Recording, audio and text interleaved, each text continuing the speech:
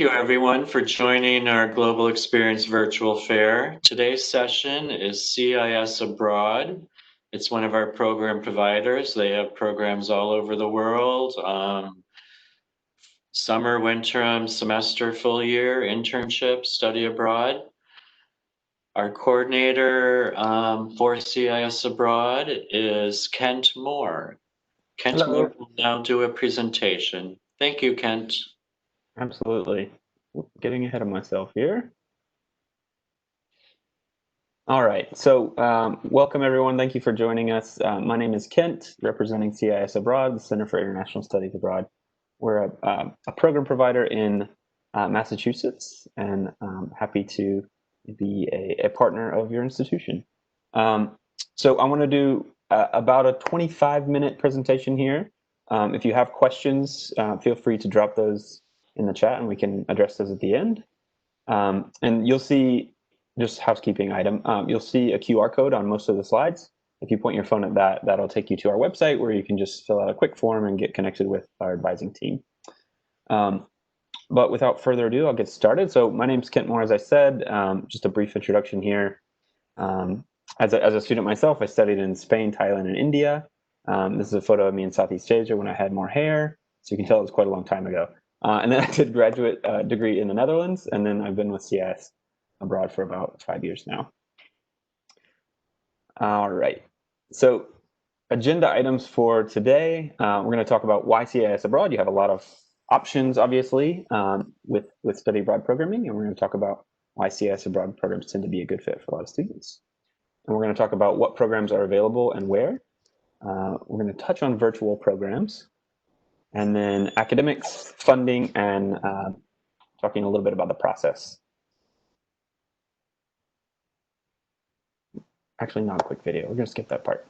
So want to kind of address sort of the elephant in the room with the pandemic. It's obviously shaped, reshaped many aspects of our lives, and study abroad is no different.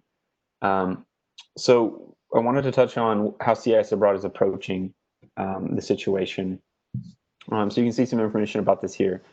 Essentially, what we're doing is putting in place a 3-step risk mitigation process. So we're addressing financial risk, academic risk, and obviously health and safety risk when it pertains to studying abroad, going overseas. And we're using these guidelines to really focus in on a number of programs that is much smaller than our normal portfolio of programs around the world, because in these locations, we're very confident we're going to be able to ensure student safety, refunds, single housing, in a very COVID compliant way. So you can access all the programs that are available on our website, but I wanted to just plug that really quickly. And you'll also see on our website site-specific risk plans. So if you have questions, your parents have questions about our programs and how we're approaching safety, that information is available on our website.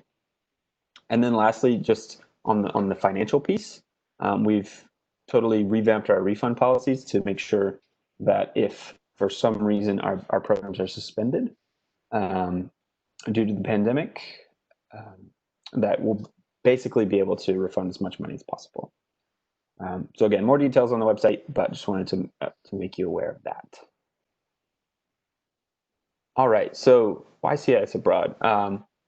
First, I wanted to just touch on the programs that we provide, and Dan mentioned this a second ago, but we do have programs in winter term or January term, summer programs, and semester opportunities as well. And we have traditional study abroad programs where you're taking classes, but also intern abroad programs. And I'm going to touch on these a little bit later.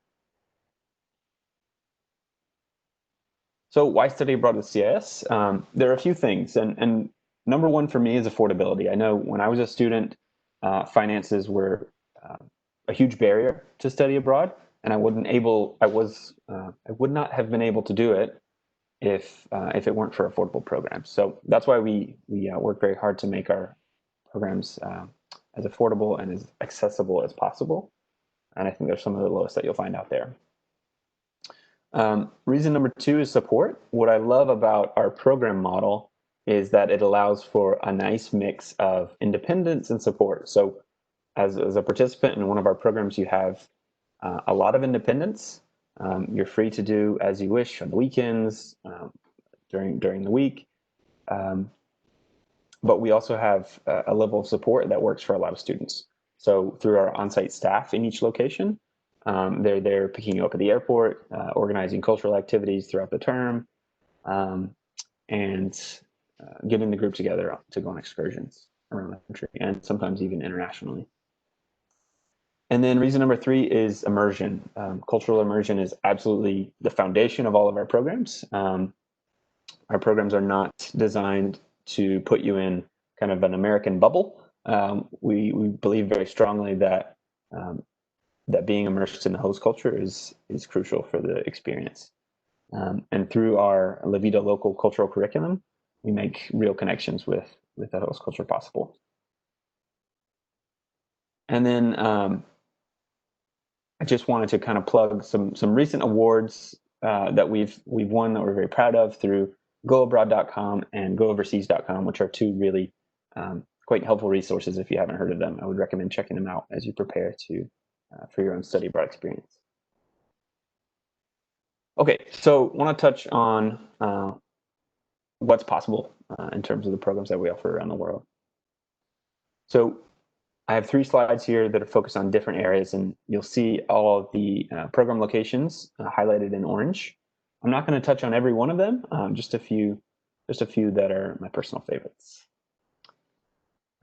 So first up, London, England, we have 2 programs here, one at the University of Westminster and another one at the University of Roehampton, just outside of London. And then also moving down to Spain. So our programs in Barcelona are very popular. We work with 4 universities in the city of Barcelona. So there's something for every major here. And then Florence, Italy, always another popular option as well. We work with Florence University of the Arts here. So if you're a student studying the arts, but also anything from humanities to the sciences to business, we're able to accommodate you in Florence. And then you'll see the list of the other programs we have around the world that I'm not highlighting, just off to the side there. So for Africa and Asia Pacific, I wanted to touch on our programs in Cape Town, South Africa. So here we work with the University of Cape Town, which is the #1 school on the continent of Africa. So that's a really neat opportunity to study at a very prestigious institution. And it is based, if you've seen pictures of Cape Town, it's right at the foot of Table Mountain, very iconic location. And then we also have a program at Stellenbosch University, which is just about an hour outside of Cape Town in what's known as kind of the wine country of the area, kind of set amongst a lot of vineyards. So another very pretty area. For Australia, we have programs all up and down the east coast of the country, but my personal favorite is our program at Bond University on the Gold Coast of Australia. This program works for a lot of students because the academic calendar syncs up very nicely with the American calendar, which is not always the case for Australia. It's also very close to the Great Barrier Reef and just has a wide range of academic opportunities. And then I always like to plug Thailand. This is a location where I studied as a student, and it was absolutely fantastic. It's the reason I'm giving this presentation, I think. So our program in Thailand is one that I like to talk about because not only is it an amazing location, but it's also our most affordable semester program anywhere in the world. And it's based at the #1 university in Thailand, just outside of Bangkok, called Mahidol University. And then moving on to the Americas, I wanted to highlight one program that is maybe a little bit non-traditional for a discussion around study abroad, and that's our program in Honolulu, Hawaii. What's nice about this option, particularly in the midst of a pandemic, when travel restrictions kind of limit student mobility, for this program you don't need a passport and you don't need a student visa. So something to keep in mind. Also, Buenos Aires, Argentina. here we have a fantastic site director named Marina, who takes students to where these students are pictured at the Iguazu waterfall in northern Argentina. And then also our program in San Jose, Costa Rica. Oops. So this is based at Veritas University. Really strong for the natural and applied sciences, business, and the arts. Okay, so I wanted to talk a little bit about experiential learning programs. So your perception of study abroad, if you were like me as a student, might be that, okay, I'm going to go and take classes and that'll be that, which is certainly a possibility. But we also offer this whole range of other experiences called experiential learning, and one of them is interning abroad. So what is neat about this is that through an intern abroad program, you actually have a customized internship placement. So instead of taking classes overseas, you actually are working between 15 and usually like 35 hours per week. And you're working towards earning credit or not earning credit, but you're working in your field. So you're gaining experience that you can put on your resume, on your LinkedIn, and it's going to serve you well as you approach graduation. So we have tons and tons of placement examples on our website. So I recommend checking those out if you're curious about what students have done in the past. Another program type under this experiential learning umbrella is TEFL, or Teaching English as a Foreign Language.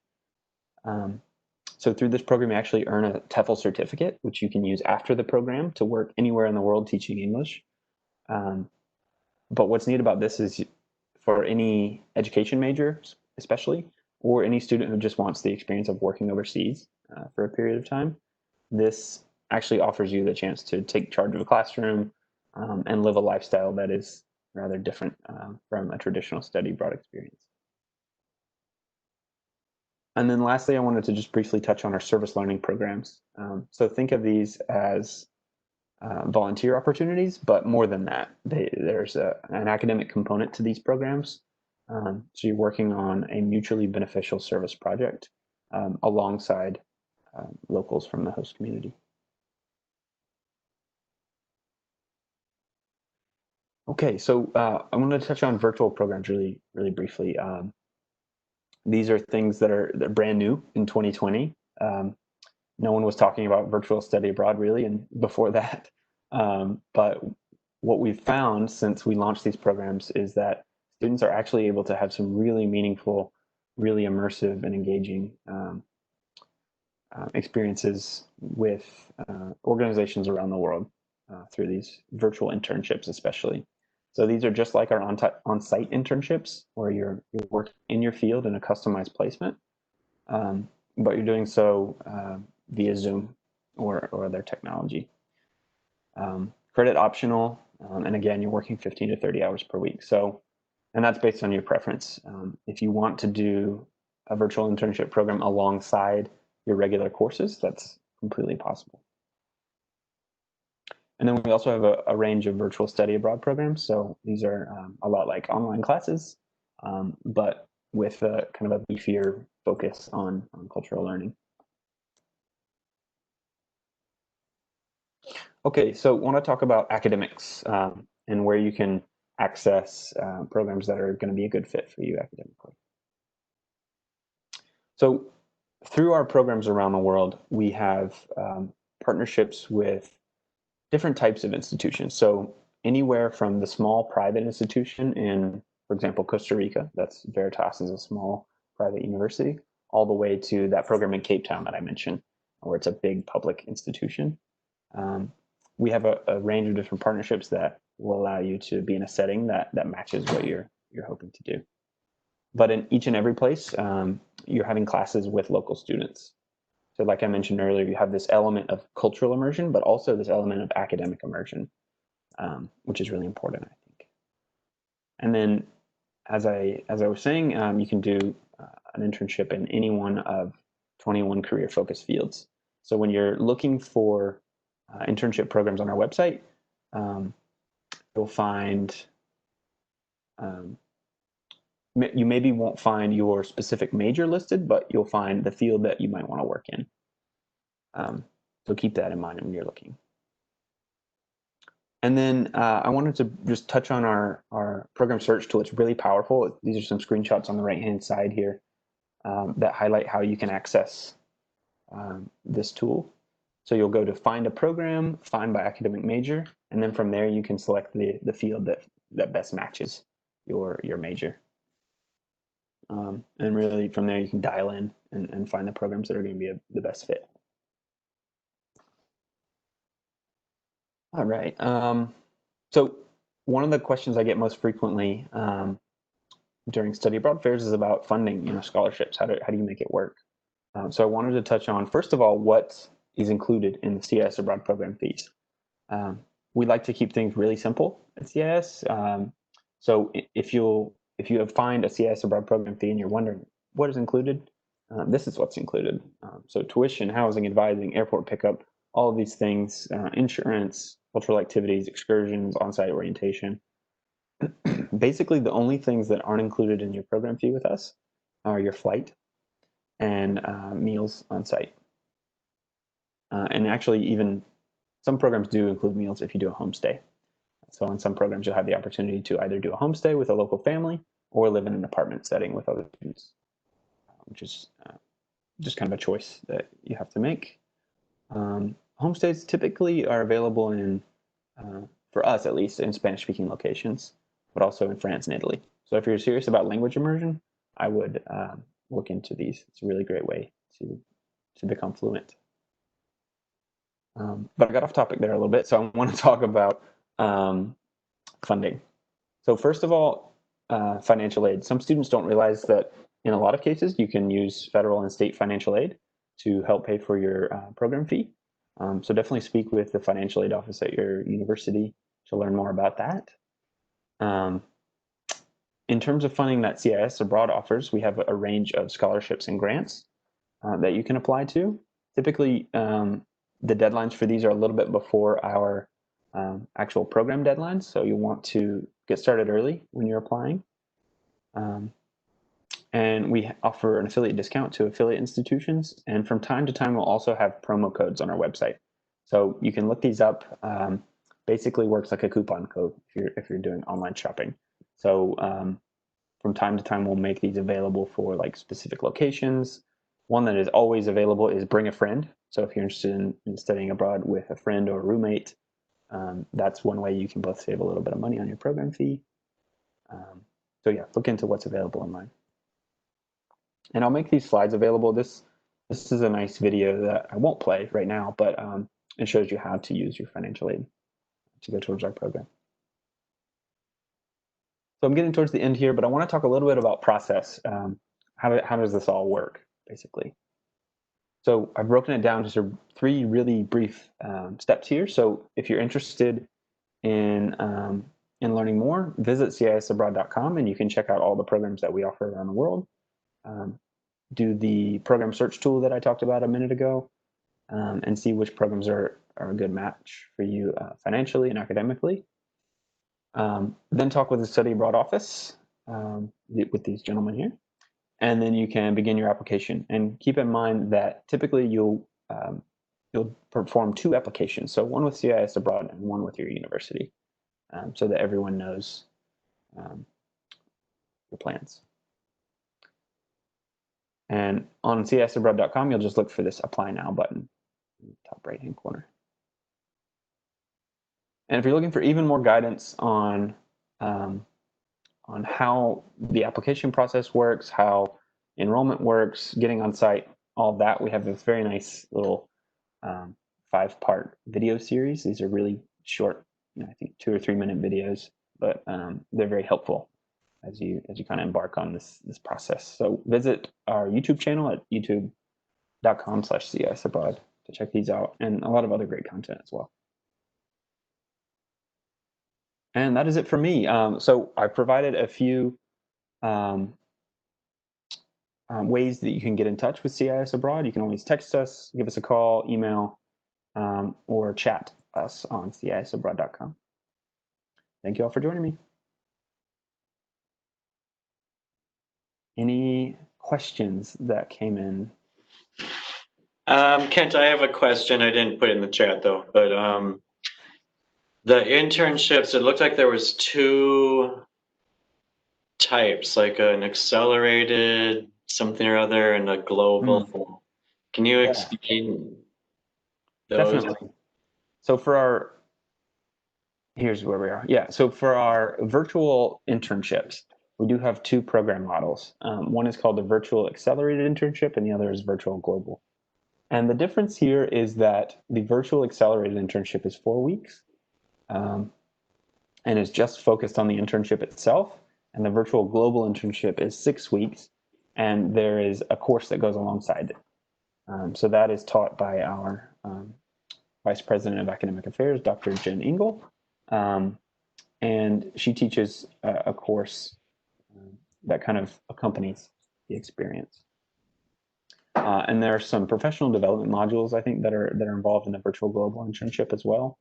So these are focused on, remote work, how to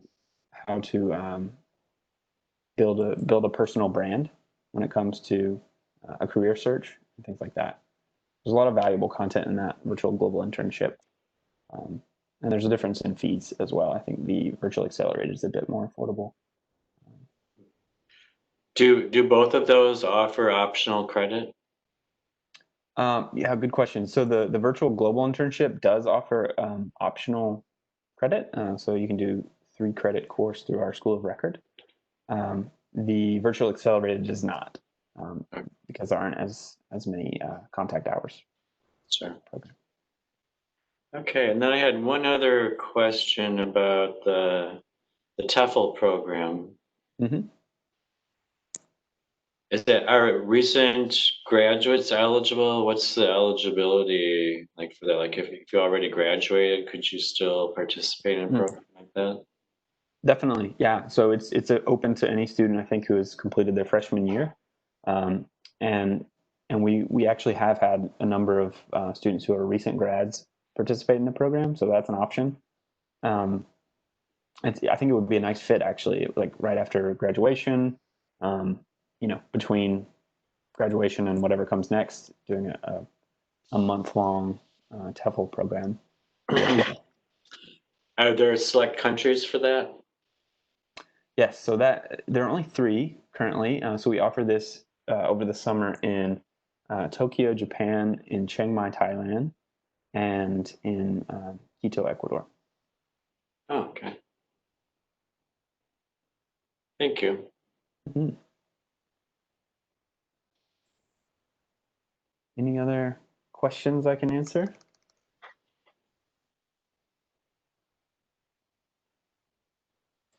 I think Dan got most of my questions as well. Sounds good. Okay. So thank you again, Kent, for your presentation on programs with CIS Abroad. Thank you.